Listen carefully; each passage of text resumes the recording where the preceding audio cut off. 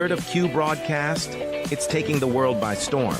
People are cutting the cord to their high cable bills and moving away from streaming services like Netflix, Hulu, and others for something better. Q broadcast. For just $60 a month, you'll get access to every channel you could ever want, including HBO, Cinemax, and Stars. And the best part? There are no contracts, no hidden fees, and you're free to cancel anytime. With Q Broadcast, you can enjoy streaming live TV, movies, and top series on up to 5 devices at once. Whether you're at home or on the go, Q Broadcast makes sure your entertainment is always at your fingertips. Imagine being able to watch all your favorite channels from anywhere, anytime, without any restrictions. We're talking about thousands of movies, hundreds of TV series, and a huge library of live channels, all in one place. And don't forget video on demand and pay-per-view events. Those are included at no extra cost, so you'll never miss a big event again. Now, take a second and think about your current cable bill. You're probably paying anywhere between $100 and $300 every month, locked into long-term contracts and hit with surprise rate increases. With Q Broadcast, that's a thing of the past. It's just $60 a month. No contracts, no extra fees, no hidden costs, and no price hikes. Why juggle multiple subscriptions like Netflix, Hulu, and cable when Q Broadcast gives you everything you need in one convenient package? People everywhere are switching to Q Broadcast, saving money and getting more content than ever before. So, what are you waiting for? Click the link in the description and sign up for Q Broadcast today. Just $60 a month, no contracts, no hidden fees. It's time to take control of your entertainment and start streaming smarter.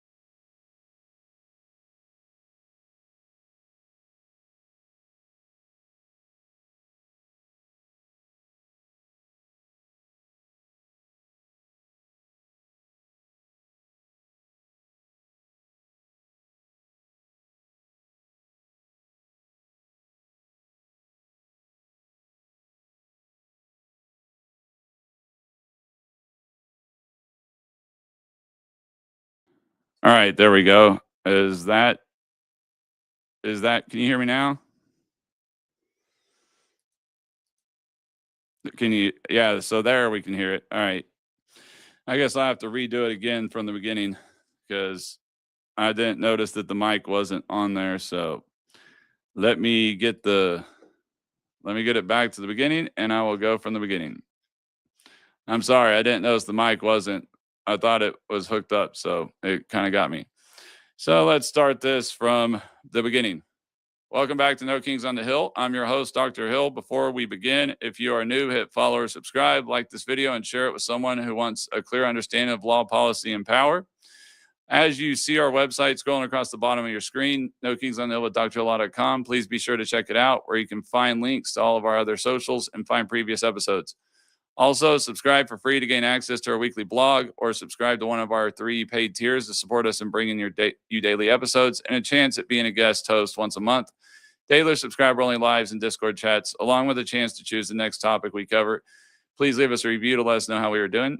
Also, currently, I have Sheriff Mack, president of the Constitutional Sheriffs and Peace Officers Association, scheduled as a guest host on Wednesday, May 13th.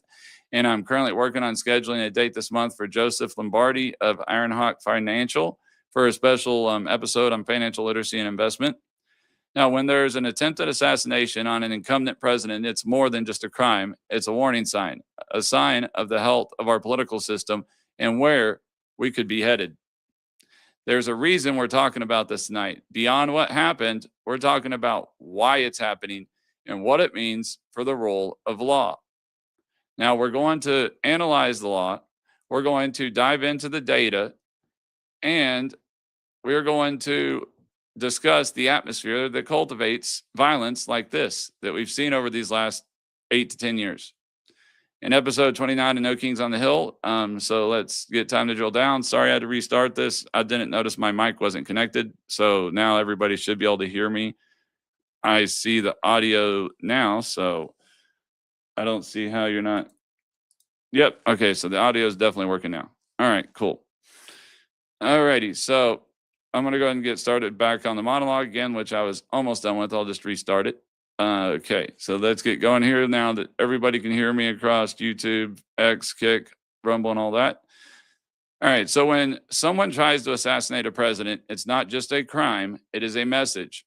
When political violence reaches the highest levels of society, as it has here, it tells you a lot about where a political system stands, and it can also tell you where things are headed. In the case of the United States, the data we have today paints a deeply unsettling picture. Political violence isn't just becoming more common here, it's changing. And the way we collect the data. The FBI and Department of Homeland Security have been warning about domestic violent extremism for years, defined as individuals who seek to effect political change through force or violence. We've known for a long time that violent acts are being committed by people from across the political spectrum. Violence is motivated by more than ideology. There's anger fueling this. There's identity fueling this. There's a sense of legitimacy fueling this. By the way, the founders expected it to happen. James Madison wrote in Federalist Number 10 that the latent causes of faction are sown in the nature of man. The seeds of division are embedded in who we are. It's not a question of if they'll occur, it's a question of what happens when they become powerful enough to destroy a system. Madison addressed that question too. The instability, injustice, and confusion have been the mortal diseases under which popular governments have everywhere perished. When you step back and you look at the bigger picture today, you begin to understand why that warning still matters and what that warning meant.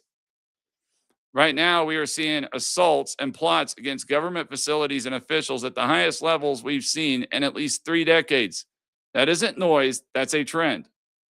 President Trump's the first president to ever have 3 assassination attempts. I think the record before that was 2.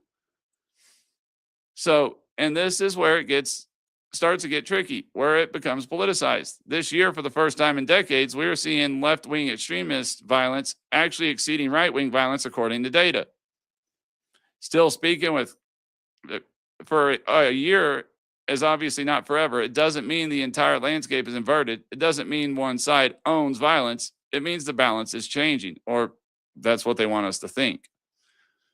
We've seen the majority of deadly attacks in recent years come from right-wing attackers, but left-wing attackers are happening with greater frequency, which again, I'll get into the data a minute ago and see how they actually look at it. But then at any point in recent memory, if you focus on a single frame, you miss the trajectory. What we're seeing today is not replacement, it's an escalation. Different forms of violence are increasing at different times, but they're all trending up. Fragility, which brings us to another thing we never talk about with accuracy, is attribution. You hear very strong claims about political violence only coming from one side of the ideological spectrum. But if you actually look at how the federal government approaches this, fairly quickly, that claim starts to lose accuracy. The FBI doesn't catalog ideology. They care about behavior, violence, threats, and potential criminal activity. That's it. But where do these ideas come from that it's right-wing? Through non-governmental databases and NGOs, organizations that are assigning these labels to incidents, and that takes judicial judgment, what constitutes left-wing, what constitutes right-wing, and what falls into other categories. Sometimes those buckets are broad. That doesn't mean information is now useless, but it helps you understand it's being interpreted, not just reported. It's also biased based on the political viewpoints of the people conducting the studies.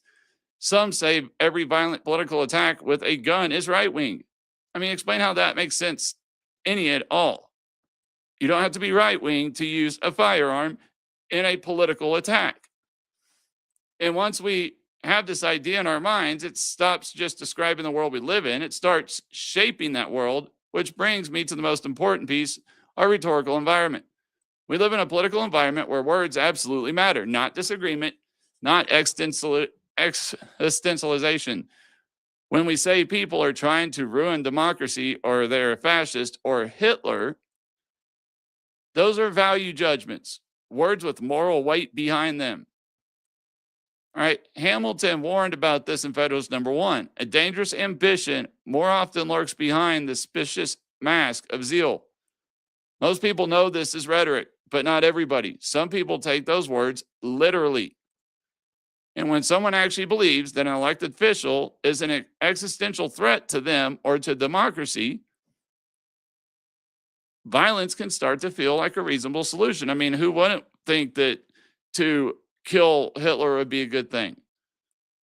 I mean, anybody would agree with that if it was the real Hitler from World War II, that if you kill him, it would be a good thing.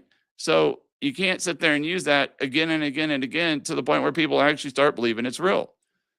This isn't Democratic or Republican behavior. It's human behavior. So it comes out both ways. It could be used both ways too. Republicans, if they started saying the same things about Democrats, it could end up happening the other way. So fear, insult, validation. And when you couple that with an algorithmic media landscape, you're not just preaching ideas, you're amplifying them, you're normalizing extremism. And that's what we're seeing.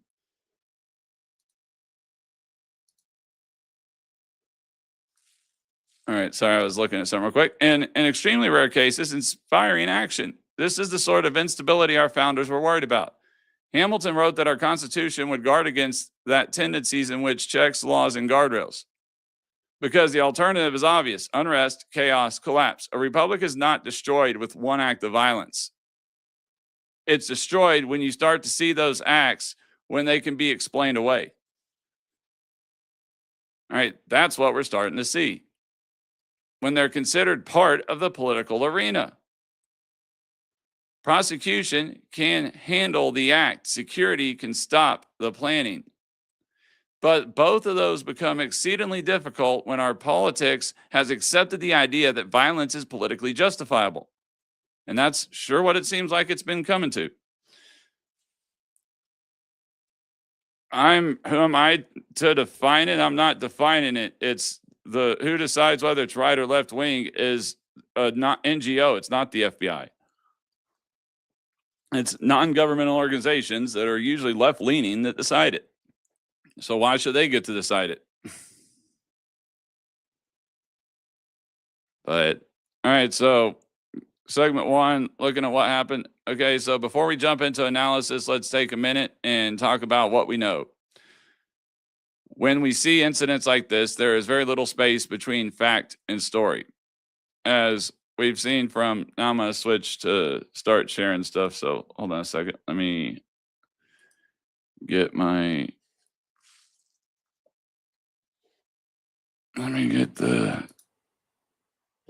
there we go.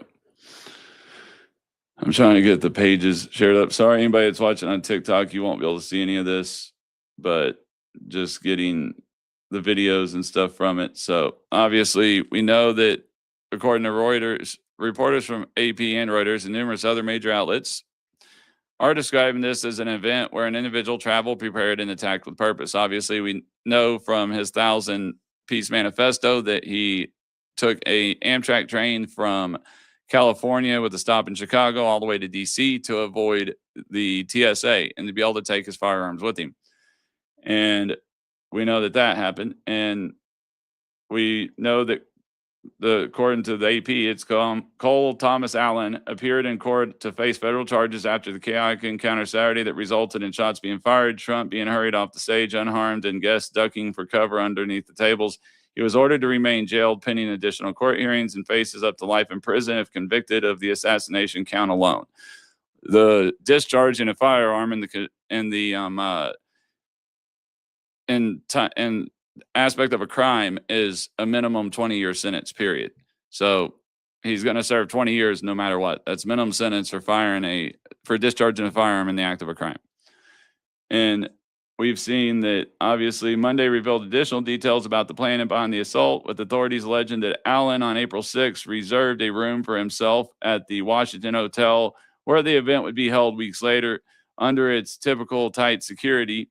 He traveled by train across country from California last week, checking himself into the Washington Hilton one day before the dinner with a room reserved for the weekend. Now, obviously, he didn't know that Trump was going to be there at this time, but obviously he knew some of Trump's cabinet would be there at this time. So this proves that he had premeditation for months ahead of time. I mean, you had to book those hotels long times in advance. It shows that he booked it a month in advance. And at that time, he wouldn't even known Trump was coming there. Obviously, he would have known White House officials would be there. Trump administration officials were coming. And then he took a week-long train to get there. So this guy didn't just decide this out of nowhere. We know that this was long thought out and distant. This wasn't something he decided to pick overnight. I mean, that's because that's the difference between reactionary behavior and planned behavior is intent. And that's where we've got it from. The showing intent is showing that he meant to try to assassinate the president, because we know that he had movement, prep, and attack, and that he prepared for this. He had also purchased the firearms months or weeks a year in advance, I think, according to his sister, and that he was also a regular attendee at the local gun range there by their house. Now, why in the world he chose a shotgun, I don't know. That honestly doesn't make sense to me. I mean, yes, if you're using buckshot, it's got larger of a spread, but still, that is not a long distance. It shows how little he actually probably knew about firearms themselves, or he would have picked something different. But we know that he didn't just show up spontaneously. He didn't come from out of nowhere. We know he took a train that took a week to get there. And we know that he took his time. We know that this was something planned, which means the question is going to be, are they going to find how he was radicalized? Was he radicalized in college? Was he radicalized online? Was he part of another group? I mean, obviously, the reason why we saw the videos of Secret Service and National Guard and all of them springing to action and standing in front of the president and everything and looking around was because they didn't know if this guy was the only assassin that was there. They didn't know if they were going to have a whole room of assassins or not. So they had to make that decision on whether they're going to do that or whether they're going to stay with it. And obviously, we know that he took planning to execution. Obviously, I don't know where I guess maybe he thought he was doing this in a video game and somehow that he was going to run past 100 people and run past and make it somehow into a big, huge ballroom with 3,000 people, where from what I could see in the graphics where they caught him, he was still had to go down a whole flight of stairs to actually get into the ballroom itself. He wasn't anywhere near the actual ballroom whenever he was near it, but he wasn't actually made it into the ballroom. And I'm gonna pull the this is the affidavit. I'm going to try to get to where I can actually read it here, because that's not what I want, because then y'all can't see me. All right. I just got to close my, there we go. I got to close that for now. I guess I got to just open it up in my, I'm just going to have to open it up on my Adobe and read it. So this was the affidavit that they got on him, which pretty much says the facts set forth in this affidavit are based on information that I've obtained from my personal involvement in the investigation and from other law enforcement officers who have been involved in this investigation, on documents that I've received. Obviously, this is an officer making his testimony, and on my training experience where I've reported statements made by others or from documents that I have reviewed. Those statements are reported in substance and in part, unless otherwise indicated. This affidavit is intended to show merely that there is sufficient probable cause for the requested complaint and does not set forth all of my knowledge about this matter. It talks about the agent's background, which he's an FBI and law enforcement officer. Probable cause: on April 25th, 2026, White House Correspondents Association dinner was held at the Washington Hilton Hotel located at 1919 Connecticut Avenue. Multiple high-ranking U.S. government officials attended and were featured at the dinner, including President of the United States Donald J. Trump, the Vice President of the United States, and multiple cabinet secretaries, including like the whole top line of succession, top 3 or 4 people in the line of succession, actually, because you had the Speaker of the House there too, and you had the Secretary of State. More than 7 weeks earlier, on March 2nd, 2026, President Trump publicly announced that he would attend the dinner. Posting on his True Social account, the White House Correspondents Association has asked me very nicely to be the honoree at this year's dinner, a long and storied tradition since it began in 1924 under the President Calvin Coolidge. President Trump added that it would be his honor and to accept the invitation. The March 2nd, 2026 post was publicized by various media outlets, which honestly, I didn't even see that till later on, that like days ahead of time. So that even looks worse for Alan. If Alan knew March 2nd, would have known about it, and honor about April 6th, Alan made the hotel reservation at the Washington Hilton Hotel for 3 nights. Honor about April 21st, Alan traveled by train from his home near Los Angeles, California to Chicago, Illinois, arrived in Chicago. Honor about April 23rd. That same day, Alan boarded a train in Chicago, Illinois, which arrived in D.C. on the 24th. I mean, this not looking really good for him, because that's totally planned. I didn't even see President Trump's acceptance of the him accepting to go to the White House Correspondents' dinner until like days before the dinner. So showing that he actually had put out a True Social post before Alan had ever actually booked the hotel shows that Alan knew the president was going to be there, that was his ultimate goal. Even though he said in his 1,000-word letter that was cabinet officials, but he knew from the time that he booked the hotel that President Trump was going to be at the White House Correspondents' Center. And then it says, at approximately 8:40 p.m., Alan approached a security checkpoint on the terrace level of the hotel. Leading to the location of the dinner, Alan approached and ran through the magnetometer holding a long gun. As he did so, U.S. Secret Service personnel assigned to the checkpoint heard a loud gunshot. U.S. Secret Service Officer VG was shot once in the chest. Officer VG was wearing a ballistic vest at the time. Officer VG drew a service weapon and fired multiple times at Allen, who fell to the ground and suffered minor injuries but was not shot. Allen was subsequently arrested. At the time of his arrest, Allen was in possession of a 12-gauge pump-action shotgun and a Rock Island Armory 1911 38 caliber pistol on his person. As part of this investigation, law enforcement reviewed records of firearm transactions from California and federal database sources. The database records showed that on or about August 17, 2025, so over a year ahead, almost a full year ahead of time, Allen purchased a 12-gauge pump-action shotgun from a firearm dealer in the city of California. And that on or about October 6, 23, Allen purchased a 38 caliber semi-automatic pistol from a firearm dealer in a different city in California. Based on the serial numbers in the database records, these 2 firearms are the same 2 firearms Allen possessed and are fired at the Washington Hilton Hotel in Washington, D.C. on April 25, 2026. Following his arrest, Allen was advised of his Miranda rights and invoked his right to remain silent. Allen was transported to Howard University Hospital for minor injuries and has since been released to law enforcement custody. I mean, it's not looking good for this guy. They've got him pretty much dead to rights. There's no way he can really get out of this. I don't know what he even thinks he can do, if he can even try to get out of it, because they've got him dead to rights.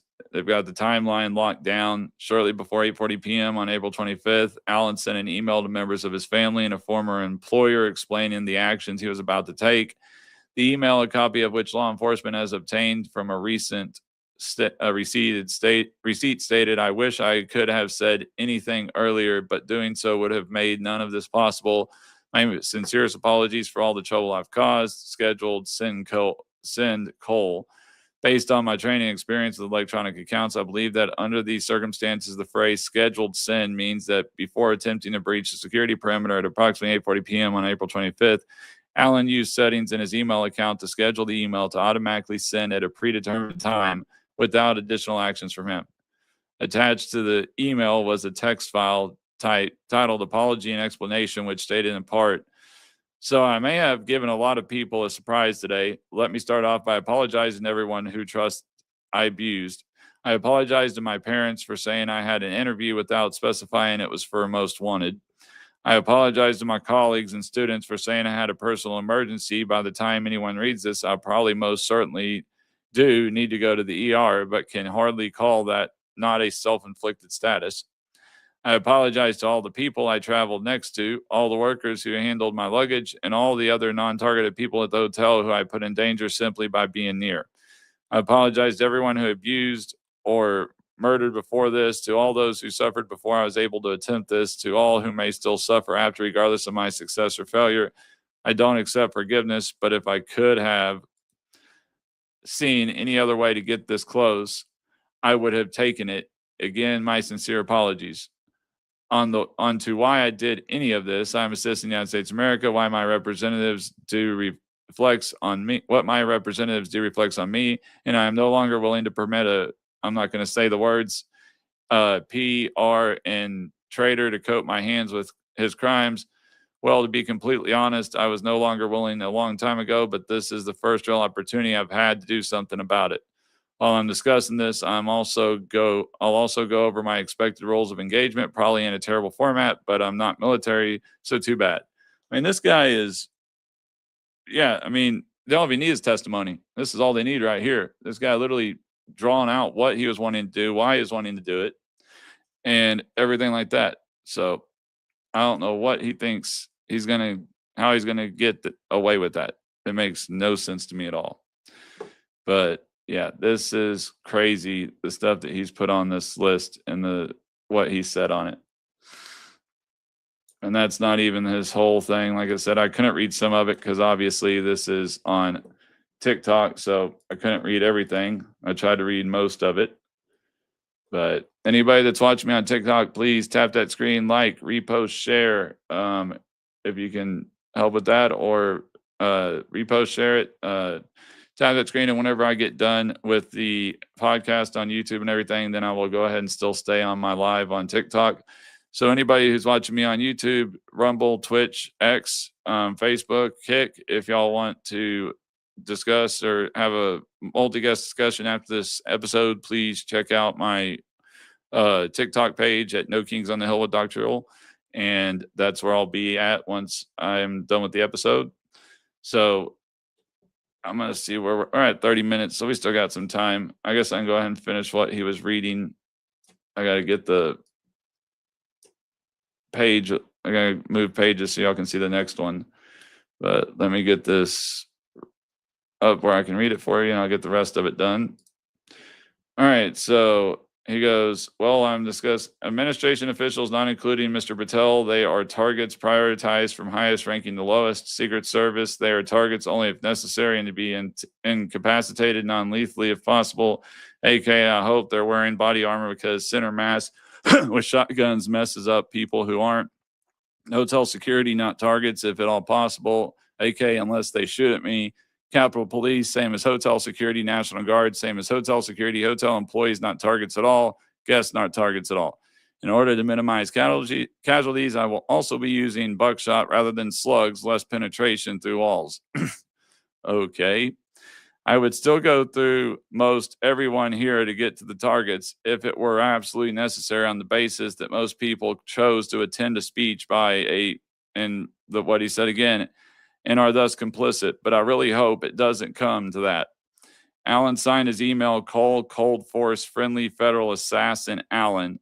I know from my investigation that Allen used the moniker Cold Force and multiple online accounts associated with him. And this kid's got some messed up head. I guess he thinks he's some hero or some video game player or something. I mean, it makes no sense at all. I mean, it's crazy that this is what this kid said. And this is the stuff that he's been led to believe, even though the majority of the stuff that he makes claims on are not true. They've been proven false or haven't been factually proven criminally. But yet, because enough people have gone out there and pushed it on TikTok and pushed it on social media, people like this start actually believing it and then start believing that they should do something about it. But the problem is it's sad that we've even come to this position in our society. If you're going to do something about it, get out and vote in the primaries. Vote out the people that you don't want in there. Go run for office yourself.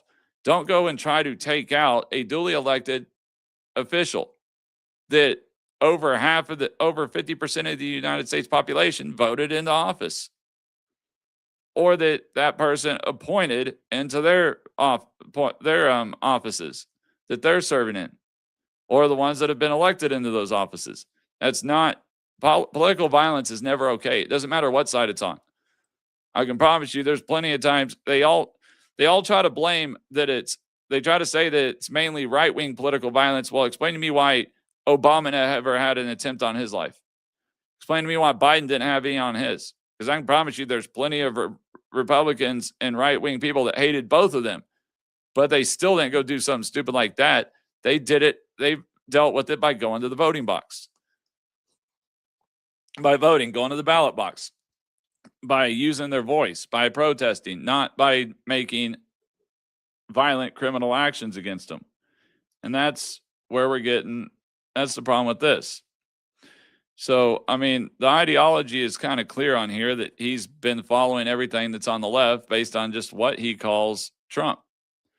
And that's simple from that fact. And that he had planned this for a while because he purchased these firearms. And he even says in his letter that he had been wanting to do this for a long time, but this was the first chance he got. And that, like, his apology to any innocent bystanders would make a difference. Or then that his fact that, because they attended it, that they're somehow guilty because he doesn't agree with the person who's attending it. I'm sorry, but if every time somebody attended an event and there was a criminal at that event that was also attending and you had guilty by association, everybody in this world would be in prison. I mean, that's how ignorant and stupid that line of thinking is that you're going to make somebody just guilty by being in the same room as that person or going to an event that they're at. That makes no sense at all, because you can't control an event that you're going to that's put on by your job or your career, that's part of your job or your career, or that's to recognize you, that's put on. You can't control who's there. You can't control who puts it on. But you still go because it's something you're supposed to go to. It's Correspondents' Dinner. So obviously journalists are going to show up because it's the White House Correspondents' Dinner. It's journalists that work at the White House or have worked at the White House, and then people that they actually invent. And that's where we're getting. This has gotten ridiculous. And like I said, we've getting look at the law and why he will be charged with what he's going to be charged with. I'm going to close I got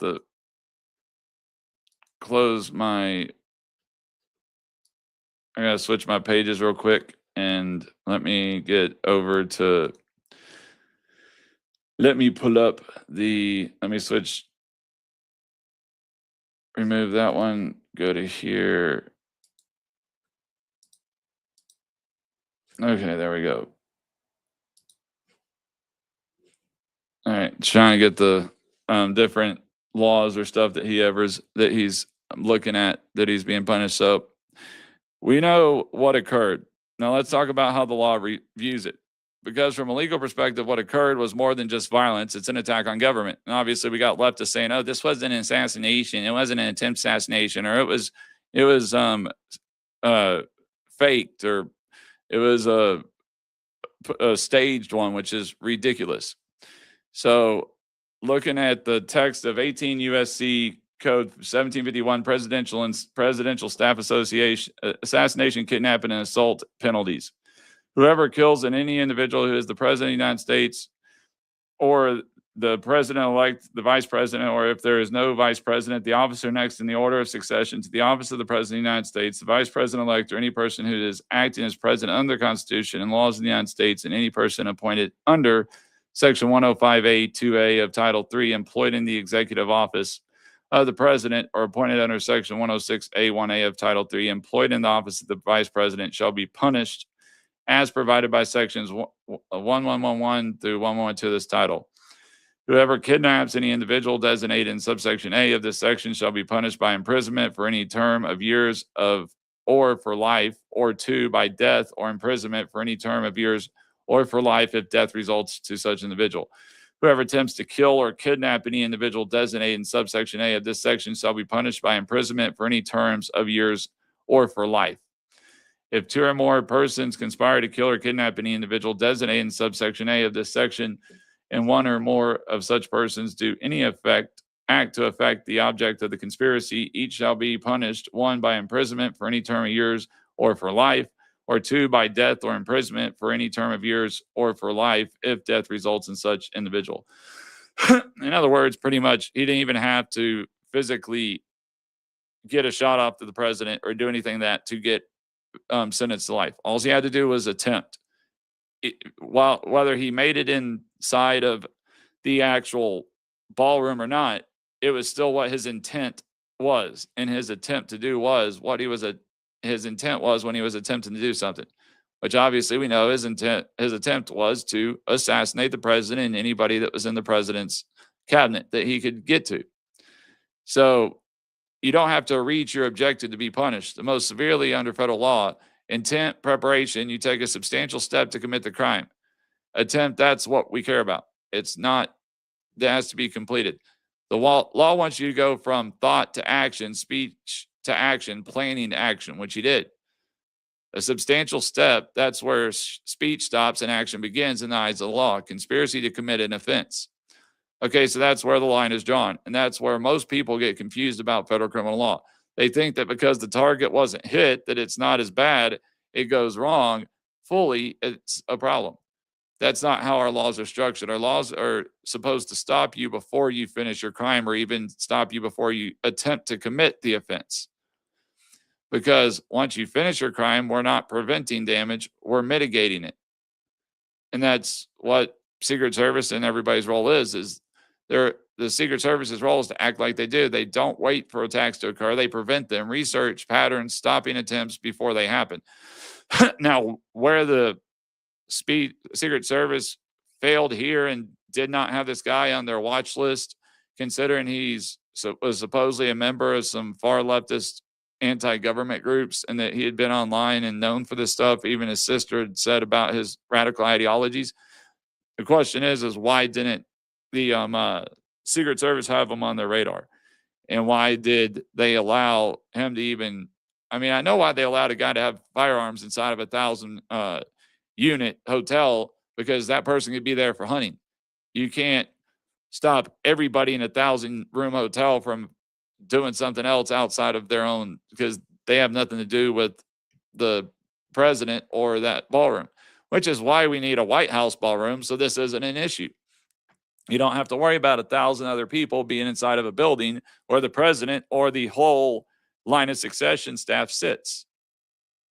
And that's what we saw the other Saturday night. Was we had president, vice president, Speaker of the House, and Secretary of State, the top four in line of succession to the presidency, all in one building, with where it's almost impossible to fully secure because of the fact that there's 1,000 rooms in that building.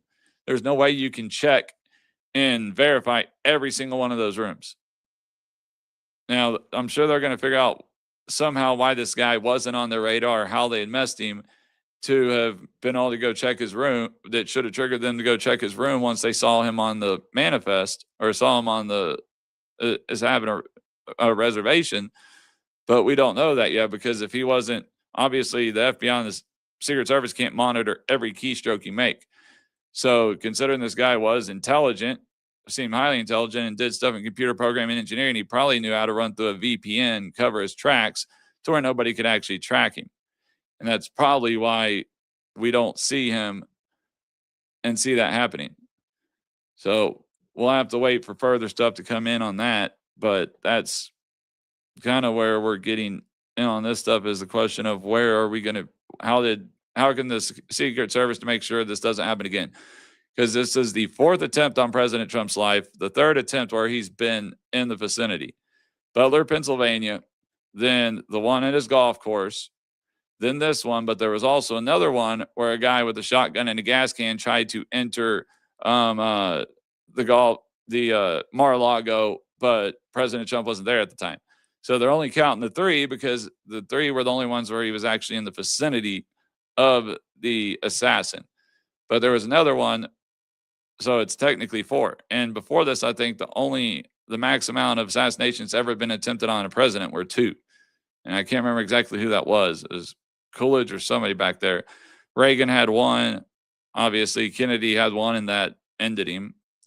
But when you look at the data and the trends, that's where it gets kind of crazy. And I got to try to see if I can get it. This is what he had. This is the full charging document released, the firearms, the knives that he had on him, and equipment. This is the threat assessment case for 2025. Number of United States Capitol Police threat assessment cases has climbed for the 3rd year in a row. In 2025, the USCP's threat assessment section, TAS, investigated 14,938 concerning statements, behaviors, and communications directed against members of Congress, their family, staff, and the Capitol complex. While security of Capitol grounds has already improved, we have been strengthening our partnerships with law enforcement agencies across the country to keep the members of Congress safe when they are away from the Capitol, said U.S. Capitol Police Chief Michael Sullivan. We want to make sure agencies have the resources they need to be able to enhance protection, which is critical to the domestic process. The USCP establishes formal agreements with partner law enforcement agencies to coordinate law enforcement. I mean, this is just on the Capitol side, what we've seen as far as the threat assessments going up. It's not just on President Trump. It's on all, we're seeing it with all of the, with everybody, with all of our government officials. I got to open back up my ADP again because I got to remember exactly which page to turn this to get the actual data on it. It's 47 pages. It's a 47-page document, so I'm trying to remember the exact page. I was running late today trying to get everything pulled together, and that's why I started an hour late and started at 6 instead of 5. But I didn't get time to go through and pull everything out into a shared document, so I'll get it here. But that's page 25. No, come on. There we go. That's what I was trying to do. All right, so let me get this changed through here for everybody that's on TikTok. Not TikTok, but I mean YouTube and everything. So anti-government or anti-authority violent extremism at the end of FY 2022 was at 31%, and it's gone up since then. As the end of FY 2022, the FBI's DT program included approximately 2,700 pending investigations. Approximately half of the FY 22 investigations were directly related to the unlawful activities during the 21 breach of the Capitol. The following table presents the percentage breakdown of investigations within the FBI's DT program by investigative case classification as of the year FY 2022. And I've still been trying to figure out where the rest of the data was because I really wanted to go through it and show that what the FBI has versus what the actual nonprofits have are two totally different things. The FBI doesn't label as right wing or left wing, but a lot of the nonprofits and the NGOs do label anything that is violent with a firearm as right wing, which makes no sense because left wing people use firearms. It's not there. There's no political background to who uses a firearm. Obviously, there's maybe political ideology of who agrees with using them or not, but whenever it seems to come into attack or making attacks on stuff, it doesn't seem to matter much. And so I was trying to find the full data on that, but a lot of the data that they have is old. And I was trying to remember. Okay, let me try this one right here. Let's see what this one's got on it. This is the other CDC, domestic terrorism one, the escalating terrorism problem in the United States. This goes back to 2020 again. Unfortunately, almost all the data is fairly old as far as what's been put out. There's not a whole lot of new 2025 data as far as the data that's coming out currently this year. A lot of it's all from 2020, 2022, because most data in the federal government is behind 5 to 6 years. So that's the only downside to it. But according to current updated numbers that they've looked at, this is pretty much political violence and plots since the 1994, you hardly had any. And then the early 2000s, it went down again, jumped up again, and then still a good percentage of all the attacks. And it's majority of them are religious. And then left wing is the blue, right wing is the light baby blue, the left wing is the teal. And it shows obviously that in these, like in 2020, it tried to say it was all right wing and no left wing. And then the crazy thing is, even 2017, 2018, it showed right wing over, which made no sense because that was when Trump was in office. But it's the way that they do these. I've got the methodology, which I'm not going to go through because the methodology, I didn't have time to take a bunch of short clips in. But the methodology is based on, literally it states in there that it's based on the weapons. That's how they do it. That they decide what type of weapon they use, whether it's left or right ideologically backed. So they also pretty much take majority of the religious ones and look at religious attacks too and put those on right wing, as considered as labeled being right wing. But I'm going to get to our founding fathers and kind of what they said about this, because there's too much to go through in that, and I've only got about 10 minutes left. Like I said, I was running behind on today's schedule, but I will look at this Pew Research Center. Stark partisan divide in who thinks their side is winning and losing in politics. A year into President Donald Trump's second term, and with his party controlling both chambers of Congress, 6 in 10 Republicans say their side has been winning more often than losing on the issues that matter to them. Meanwhile, 88% of Democrats say their side has been losing, according to Pew Research Center survey from January. In the 10 years that we have asked this question, Americans overall have consistently been more likely to say their side is losing than to say it's winning. That continues to be the case. Still, the share who say their side is winning, 33%, is higher than at any point during the Biden administration. It's largely because Republicans are now more likely to say their side is winning than Democrats were to say during their time. So, yeah. Today, 60% of Republicans and Republican-leaning independents say their side is winning more often than losing. Majorities of Republicans also said this in 2020, 69%, 2019, 54% during the second half of Trump's first term. By contrast, during Biden's term, no more than 36% of Democrats and Democratic leaners said they felt their side was winning more often than losing. And my question is, how do you feel your side's more often losing when you're actually in power? That's just hilarious. That's how they do it about. But I'm going to go ahead and get on the Federalist framework and go over that. So this isn't new. The founders saw this coming. Madison wrote, "The latent causes of faction are embedded in the nature of man." Factionalism is inevitable. Conflict is inevitable. It's what a system does with that conflict that matters. And that's pretty much what our founding fathers did. The instability, injustice, and confusion have been the moral diseases under which popular governments have everywhere perished. And that's from Madison again. I believe that was Federalist 10. So that's not hyperbolic. That's a diagnosis. We're looking at, Madison was talking about what happens when the faction takes over. When a majority finds itself included in a faction, Madison warned, then it has nothing to check its violence against the public, good, and the rights of other citizens. Right? When politics is driven by passion, unchecked by restraint, when that happens, our systems begin to fail. If a faction draws swords, Hamilton said, a dangerous ambition lurks behind the mask of zeal. That's just rhetoric. That's escalation. When we look at that, and that gets us right into the environment we find ourselves in today that we're seeing happen right now. All right, so getting on, that was just a short segment. Getting on with the segment 5, rhetoric and radicalization. We are operating within a political culture where language has shifted. Not tone, not disagreement, but morality. Calling your political opponents enemies. That's literally what we're seeing today.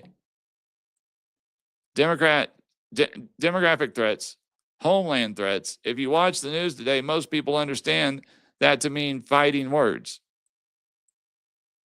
Not everyone. Some people hear it and they listen. And of course, they don't just listen, they hear it as if someone believes at the core of their identity that another person who simply disagrees with them on political issues is an existential threat to this country, then what are they going to do? They will just justify extreme measures to stop that threat. That's not Democratic or Republican. That's how the system is designed. Radicalization occurs when you mix grievance, urgency, and justification. And we've got to stop it. I mean, in an online-driven world by algorithm, those thoughts don't just spread, they amplify. And we see that happening. I see it every time I try to debate people on the left. They always want to take everything back to Trump and whatever. They never want to actually debate the issue that's at that time that we're talking about. They amplify until they reach a few people who are motivated to do something about it. And that brings us to the importance of interpretation. All right? It's the data versus the narrative. They'll tell you violence only happens on one side of the aisle, which we know is not true. The federal government doesn't say it like that. The FBI records actions, attacks, threats, determination to act, but not motivation. They don't look at why somebody did. They look at did they do it? Ideology is something most people deduce after examining the data. All right, the data which is sorted by classification systems that rely on the information they have in human judgment. That doesn't render their information useless, but take it with a grain of salt. It's someone's interpretation. It's not a clear set decision. It's not a clear set data, scientific way to look at it. Once we think everyone believes something, we look for evidence to support that belief. And then we behave accordingly, which is what we see going on now. All right, so in closing, democracy does not die in one day. A republic is not destroyed by one act of violence. It dies when those who are expected, when they are rationalized, when they are politically mobilized. All right. The instability, injustice, and confusion have been the moral diseases. The law can punish violence. Security can deter the attack, but neither can repair a political culture slowly coming to accept violence as normal. That's the threat. That's the challenge. And that's why this matters. We can't start accepting violence or political violence as normal. As always, if you haven't, please stop by No Kings on the Hill at drlaw.com and click the links to our social media and streaming services. Subscribe for free, and you'll get access to our weekly blog as well as notifications when we release our next episode. Or pick one of our 3 paid subscriptions and not only gain entry to win a monthly guest host segment, but get access to subscriber-only lives and Discord channels, as well as directly support us to start bringing you more live episodes weekly and live interviews and guests. Remember, we go live every Wednesday at 5 p.m. Central, 6 p.m. Eastern on the Patriots Prayer Network through Q Broadcasting, and can be found on Rumble and X, or search No Kings on the Hill, Dr. Hill on YouTube, Facebook, Kick, X. Stay free, stay frosty, my friends. I'll see you on the Hill next week. And sorry if this show is a little different. It's the first time I've really done a show with doing shared documents and shared screens whenever it was just me here. So I'm used to usually having a guest host when I do that, but little different setup. So y'all have a good night. And like I said, I'll be doing my TikTok. It looks like I might have to reset it because it's been on there so long, but y'all have a good night and I will see y'all next week. Hopefully I will be letting y'all know either this Monday or the following Monday when I'm going to have my other interview. Obviously the 13th, I have my interview with Sheriff Mack, and then the financial literacy one will be on financial investment one. It'll be on a Monday, probably this next Monday or the following Monday. I will let y'all know as soon as I get that tied down, and y'all have a great evening.